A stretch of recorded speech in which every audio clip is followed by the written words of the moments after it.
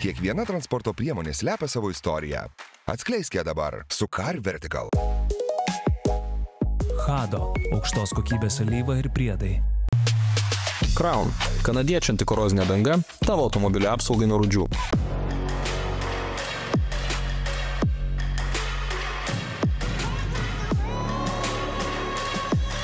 Pradedam mūsų pramoginę informacinę programą. Informacinė žinių laida. Gazas dugnas. Pakalbėkime apie automobilius iš Amerikos. Va, jums to gyvas pavyzdys. Gyvas pavyzdys – konservatyviai modifikuotas Porsche, kuris taip pat atvyko iš Amerikos ir aš manau, kad automobilių pirkimas iš Jungtinių Amerikos valstijų visada aktuali tema. Tai yra loterija. Ja. Tu vis tiek perki nematydamas automobilio ir mes radome žmogų, kuris mato tos automobilius prieš juos įsigydamas. Gerai, bičiuliai, o mes keliamės į savo namus, bet iš tikrųjų gyvenam tokiais prisiminimais, mes esame buvę Amerikoje. Va, čia matos ant plakato, kad esame buvę Amerikoje. Turime savo 2 projektus ir mano projektas Porsche Cayenne atvyko iš Amerikos, bet jau įsibėgėjom gerokai su savo projektais. Man irgi atvyko iš Amerikos. Jo, tik anksčiau. Teisingai, mūsų abu 2 projektai atvyko iš Amerikos. Gimė buvo Amerikoje. Ir Amerikos projektai jau įsibėgėja ir mes su Izidorium jau taip vieną akim žvalgomės, o kas toliau? Va čia klausimas, o kas toliau? Ir galvojam, kad kažkaip mums visai gerai sekėsi su variantais iš Amerikos, bet pirkome jau atvykusius į Lietuvą variantus. Ir kaip tikri lietuviai pradėjom domėtis, kad reikia visgi pirkti tiesiogiai. Pataupyti. Kodėl reikia pirkti iš antrų rankų, jeigu galima iš pirmų? Radom vieną bičiulį, kuris yra iš Majamio. Iš Majamio. Jūs galvojat, kad mes čia kalbam apie kokią Marijampolę? Nieko blogo prieš Marijampolę neturim, puikus miestas. Žinau. Taigi, radom vieną bičiulį Majamyje, Amerikoje, kuris pasisiūlė papasakoti, kaip vyksta visi reikalai. Mes susisiekėm su Amerika, tiesioginis ryšys, vienas Dabar mato tiesioginę transliaciją į Miami. Sveikas, Arūnai.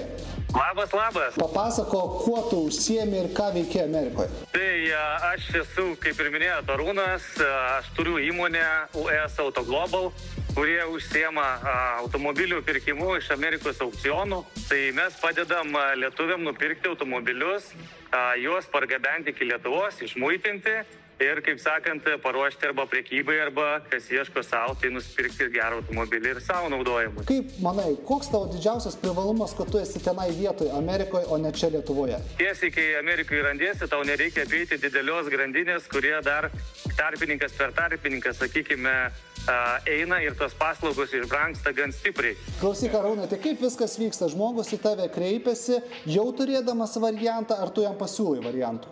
Tai, sakykime, dirbam 2 būdais. Tai dažniausiai, žinoma, automobilius klientai patys išsirenka, sakykime, kas jiems patinka palei visą komplektaciją, metus, palei daužimą, palei rydą ir taip toliau. Ir tada tuos variantus atsiunčia mums, mes klientui būtinai sutikrinam, ar pardavėjas yra draudimo kompanija, ar privatus asmuo. Visą laiką patarėm rinktis labiau draudimo kompaniją, kadangi taip yra pirkti saugiau. Ir pasižiūrim dokumentai, kad būtinai tiktų registruoti Lietuvoje. Ir kai visi šitie kriterijai atitinka, tada klientas jau nusistato savo biudžetą, kiek jis už juos nori statyti. Ir turėdami biudžetą mes jau viską toliau pasirūpinam. Pastatom tą automobilį ir laimėjimo atveju, tada jau jį, kaip sakant, parsivežam pas save iki terminalo, ten saugiai pakraunam, įdedam į konteinerį ir jisai saugiai keliauja per Atlantą iki Klaipėdos, kuris būna iškraunamas Klaipėdos uoste. Ten turim komandą, kuri išmuitina, sutvarko viską ir turim taip pat savo partnerių vežėjų, kurie atsiunčia automobilius tiesiai klientams į namus. O aš kaip įsivaizduoju, pats pirkimas vis tiek vyksta taip, kad aš susirandu norimą automobilį aukcione pats, bet aš už jį nieko nestatau, aš pirmą kreipiuosi į jūs sutikrinat, kiek tas automobilis yra patikimas, geras, kiek atitinka jo būklę aprašyta, ar ne? Ir tada paskyrus biudžetą, jūs aukcione statot už jį. Jo, mes įstatom, kadangi mes turime dealerio licensą, kaip sakant, licenciją dirbti Amerikoje, tai mes tada žinodami jūsų tą jau maksimalų biudžetą, mes statome už jūs tą automobilį ir jeigu laimim, tada, kaip sakant, jau visą tvarkom procedūrą iki pat Lietuvos, kaip ir minėjau anksčiau. O kiek jūsų paslaugos kainuoja? Mūsų paslaugos kainuoja $350. Už vieną automobilį? Taip, vieno automobilio įkainis, taip. Bet čia mes kalbam be transportavimo. Čia be. Čia tik tai, kad mes perkam per jūs, kad mes visą logistiką sužiūrim, sutvarkom, tai papildomi mokesčiai vis tiek dar kaip bebūtų prisideda, tai yra automobilio kaina, automobilio aukciono mokesčiai, vietinis transportavimas, siuntimas vandeniu ir mūsų tarpininkavimo mokestis. Kai automobilis jau grįžta į Lietuvą, tai Lietuvoje jums papildomai reikia susimokėti PVM-ą, muitą bei deklarantų ir krovos darbus. Tai galimybė pas mus yra pasiskaičiuoti svetainėje, jūs matote viską puikiai, visi punktai nuo iki pat parvežimo iki Lietuvos matosi. Geras. Arūnai, mes už tavo nugaros matom daug mašinų, kur tu čia esi, čia tos mašinos jau parduotos, jau čia uostas, kas čia dabar vyksta? Čia yra mūsų išsiuntimo terminalas Majamyje. Čia yra iš visų aukcionų, kur atvažiuoja mašinos. Tai vat jos nusėda čia laikinai, kol būna pakrautos į konteinerį. Jie sudeda į komplektacijas, palei dydžius ir jos būna kraunamos, didesni SUV automobiliai būna kraunami po 3 į konteinerį, kadangi jie užima daugiau vietos, o mažesnės mašinos, kaip sedanai, jie dažniausiai kraunami po 4 automobilius į konteinerį. O žiūrėk, būna tokių atvejų, kad tarkim žmogus išsirenka automobilį, tu nuvažiuoji jį pažiūri ir sakai, bičiuliai, nepirk šito automobilio, nes jis labai prastos būklės, skendės ir panašiai.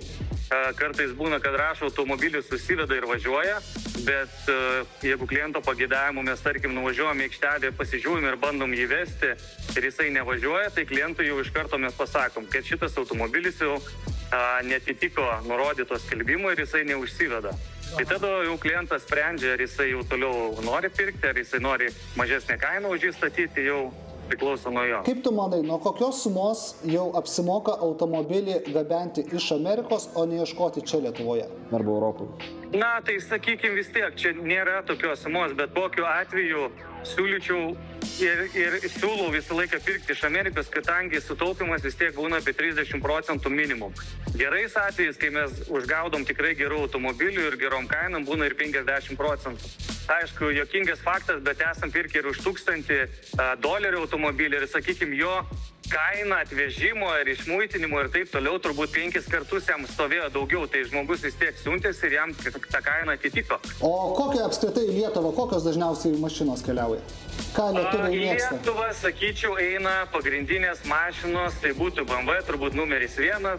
Lietuva yra kaip ir krepšinė šalis, taip ir BMW šalis. Tai BMW dabar labai mėgsta Dodge Durango, irgi tokie automobiliai labai populiarūs yra šiuo metu. Kuo skiriasi Buy Now ir pavyzdžiui, aukcionas? Kur tu siūlai, pavyzdžiui, pirkti ir kur tu pats labiau perki? Ir aukcionuose, ar kur yra iš karto kaina, kad nusipirk dabar? Buy Now kaina ir automobilį galėtų iš karto nupirkti, tau nereikia laukti aukciono. Sakykim, tu paspaudai mygtuką, kaip ir nusipirkai online į kažkokią tai prekę ir tu turi mašiną jau tavo. Niekas jau neatims iš tavęs. O sakykim, kai yra nustatytas aukcionas, tai tu turi labai daug konkurentų ir klientų, kas nori su tavim varžytis ir nupirkti tą automobilį. Tai vėlgi, aukcionas yra toks dalykas, išlieka stipriausiai, kaip ir gamtoj, tai kas duoda didžiausią kainą, tas ir laimi tą automobilį. Ok, Arūnai, mes kaip artėsime prie savo projekto, tai kaip reikia tave rasti, kur kreiptis, kad žmonės galėtų tiesiogiai per tave įsigyti automobilius?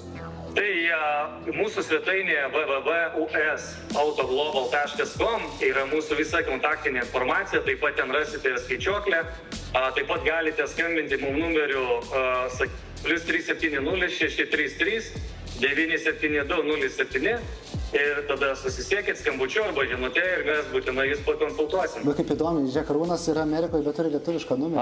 Man irgi tas. Vis tiek ta Lietuva dar širdyje, ne? Ačiū, Arūnai, tai mes kreipsimės į tave, kaip mums jau prisireiks naujų projektų. Geras oras pas jūs, tai ne pas mus čia, klausim. Jo, pas mus šilta, Majamis, džiaugiamės saulė, palmė. Nenervuok lietuvių. Lietuviai, žinai, jau žiema baigėsi, visi pikti. Viskas, ačiū tau už pokalbį. Ačiū.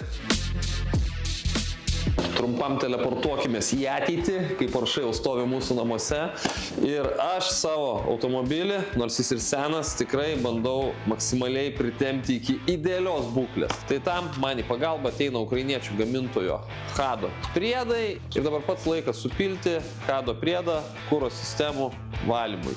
Tai šis priedas ir išvalys kuro sistemą ir atstatys padilusias metalinės kuro sistemos dalis. Ir primenu, kad visus Hado skysčius, alyvas, priedus ir taip toliau galite įsigyti tiek Hado.lt elektroninėje parduotuvėje, tiek visose fizinėse parduotuvėse Lietuvoje. Gerai, bičiuliai, o galbūt jūs artėjant pavasariui ieškote savo kasdienio automobilio, nes... Ne tokio projektinio, ne kažkokio tai daužto iš Amerikos, kur reikėtų jums patiems užsimti remontais, o tiesiog norit įsigyti naują automobilį ir nesukti dėl jo galvos. Tai puikiai vieta išsirinkti automobilį yra mobile.lt, nes iš ten automobilius galite išsinuomoti ir jūsų mėnesinė įmoka gali būti skaičiuoti visi svarbiausi automobilio išlaikymo kaštai. Ir nereikės visiškai sugalvos. Mokat vieną įmoką, turite automobilį ir neskauda galvos. O šiaip su abiem gazais, kaip įprastai, mes susitinkame savaitgaliais per TV6 10:30, nes mesgi žinom, ką jūs veikiat savaitgaliais, o visų kitų metų mūsų rasite soc tinkluose, TikTok'e, Instagram'e, YouTube'e pamatysite video, kurie galbūt į televiziją nepatenka. Tad pasiekite mus visuose soc tinkluose. Jo, mes jums nuoširdžiai dėkojame ir susitiksime jau rytoj. Iki. Kiekviena transporto priemonė slepia savo istoriją. Atskleiskite dabar su Car Vertical. Hado – aukštos kokybės alyva ir priedai. Crown – kanadiečių antikorozinė danga tavo automobilio apsaugai nuo rūdžių.